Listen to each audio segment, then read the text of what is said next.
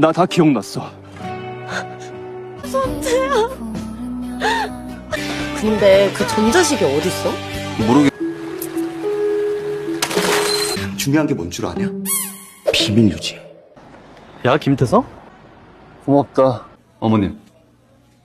어머님? 넌 무슨 소원 빌었어? Kali ini Minat akan membahas drama Korea yang berjudul Lovely Runner, episode 16, episode terakhir. Mari kita review. Taesung merelakan dirinya terluka untuk menghentikan laju mobil dari si Kang taksi. Tepat saat itu, Sun Jae pun pingsan di jalanan. Namun seperti kucing yang banyak nyawa, Kang taksi masih mencoba untuk melarikan diri.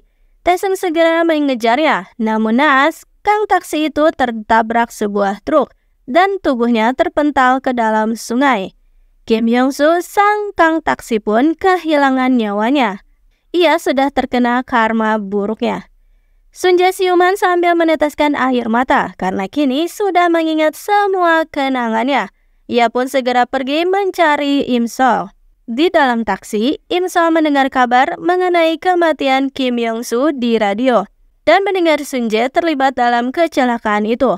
Im Sol pun segera pergi ke tempat Sun Jae berada. Mengkhawatirkan satu sama lain, akhirnya keduanya tak sengaja bertemu. Im Sol merasa bersyukur karena Sun Jae terlihat baik-baik saja. Im Sol lalu mengelak jika ia hanya lewat saja. Tak ada niat untuk menemui Sun Jae. Sun Jae pun sudah tak tahan lagi. Ia segera memeluk Im Sol. Sun Jae tak akan membiarkan Im Sol pergi. Meskipun Im Sol sudah berontak, tapi ia terus mengeratkan pelukannya. Sun Jae mengatakan jika kini ia sudah mengingat semua memorinya. Sungguh mustahil. Sun Jae merasa kesal karena Im Sol begitu tega telah menghapus dirinya dari hidup Sun Jae. Dan tangis Im Sol pun sudah tak terbendung lagi. Dan akhirnya keduanya pun lalu selepetan dengan penuh kerinduan yang mendalam. Sun Jae lalu membawa Im Sol ke rumahnya dan meneruskan rasa rindunya dengan bermanja-manjaan. Im Sol berjanji tak akan pernah menghapus ingatan Sun Jae lagi.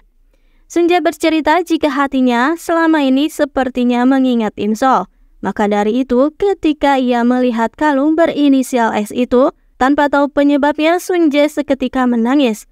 Dan kini kalung itu pun sudah kembali ke tempat yang seharusnya, yaitu dipakai oleh Im Sol. Setelahnya Im Sol malah merajuk karena Sun Jae terlalu lihai dalam memakaikan kalung tadi.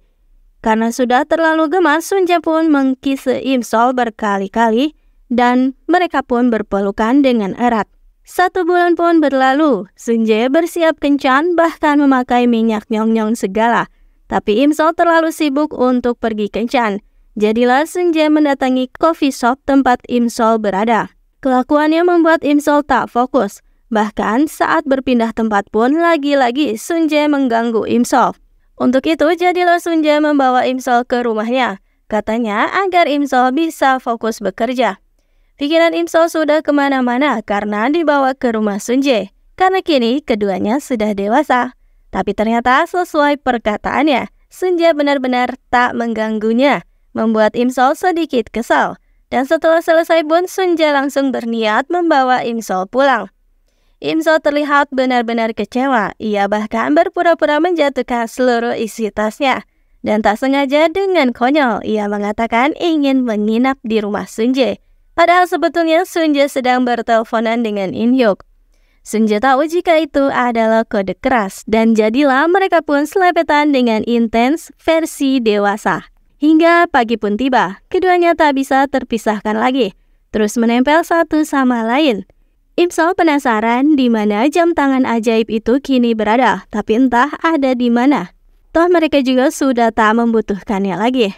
Bak pengantin baru Sun Jae seketika GR ketika Im Sol mengatakan demikian. Dan jadilah Sun Jae meminta bantuan asisten beserta In Hyuk untuk memilih cincin yang pas untuk melamar Im Sol. In Hyuk berpesan agar Sun Jae merahasiakan dulu perihal lamaran itu. Dan ternyata jam tangan ajaib milik Sun Jae ada pada nenek Im Sol. Beliau lalu membuang jam tangan itu ke sungai kecil. Di tempat lain, artikel kencan Sun Jae dirilis. Im Sol pun menelponnya dan panik sendiri. Tapi Sun Jae malah terlihat santai.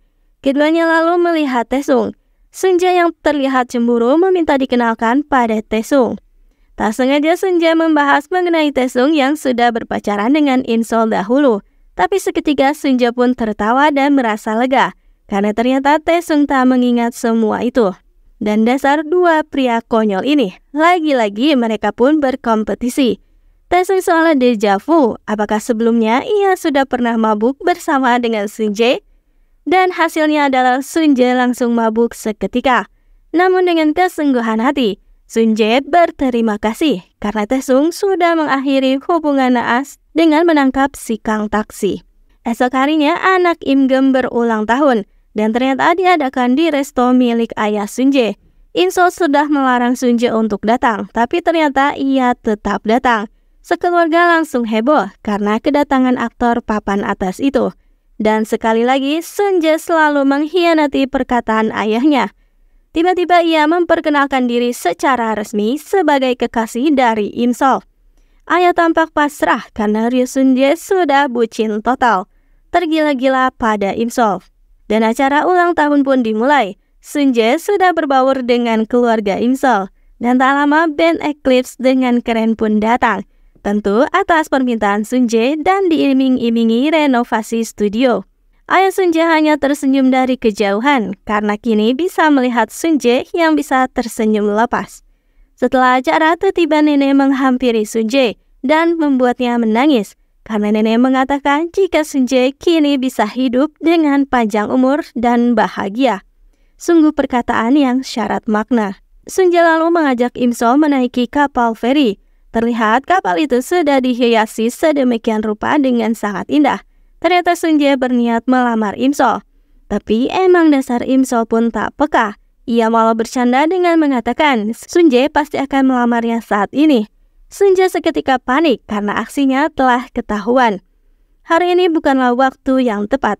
Ditambah In-sol mengatakan jika ia ingin mencoba menjadi sutradara film. Karena itu adalah impiannya.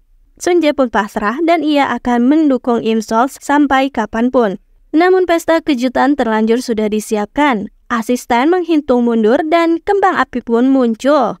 In-hyuk pun membantu dengan menebar bunga-bunga. Hingga terpaksa Sunjae memaksa memeluk In-sol karena katanya udara super dingin. Dan hari-hari selanjutnya In-sol menjadi super sibuk. Karena sedang menggarap sebuah film pendek, Sunjae senantiasa mendukungnya. Hingga keduanya pun kencan lagi di bawah cantiknya bunga yang berguguran. Seperti dulu, mereka pun membuat permohonan dengan menangkap kelopak bunga itu. Dan ternyata Sunjae melamar In-sol di tempat yang romantis itu. Dan episode 16 pun berakhir dengan begitu romantisme Sunjae In-sol yang ketika selepetan mendapat penglihatan masa depan bersama, yaitu mereka yang sedang melangsungkan pernikahan.